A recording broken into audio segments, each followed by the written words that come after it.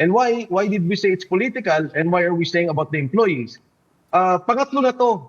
The first is a family-owned business of which I have divested even long before, 2-3 years before. Ang nagpapatakbo na yung wife ko tsaka anak ko. Yeah. Sinara din. And about 100 employees were involved there. Right. Another Yeah. company, there are about, no, I'm a very minority member, but they elected me as president, of which I resigned in January. Yeah. Again, inatake na naman nila, sinara nila. In total, again, in this particular case, yung Chicago Club, and then they're coming up with all these issues about human trafficking at saka drugs. Inatake na naman nila, and they raided it, and now they will file this case. So all in all, we're saying almost 1,000 workers are already affected. Yeah. Okay. In the middle of a crisis. No, let me just finish. In the middle of a crisis.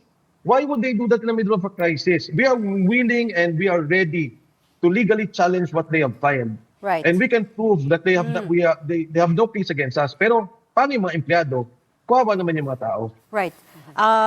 There's a lot of points there, but first of all, I mean, I don't think it's exclusive, right? Just because there is a crisis doesn't mean they can't investigate wrongdoing. But I want to be very clear about something. Are you denying that your family had any involvement at all, or are you denying that there was trafficking going on at the club?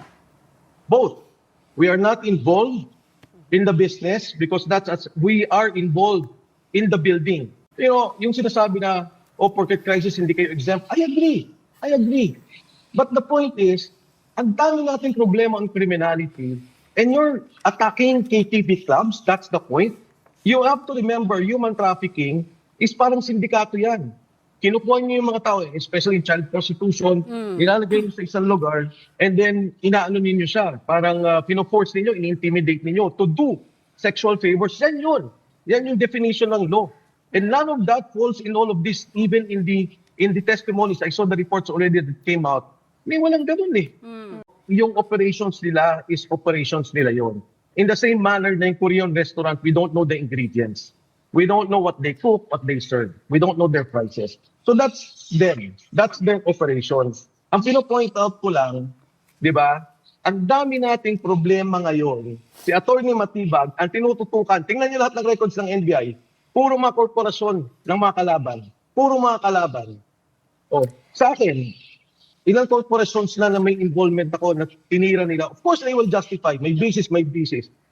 Pero sinasabi ko sa kanya kay Attorney Matibag, sa panahon ngayon na ang daming gutom, ang daming naghihirap, huwag mong gamitin ang politika para mangkikit ka ng mga tao. Ito, grabe ginagawa nila, pati personal. Yeah. Pati pamilya ko, dinadamay nila.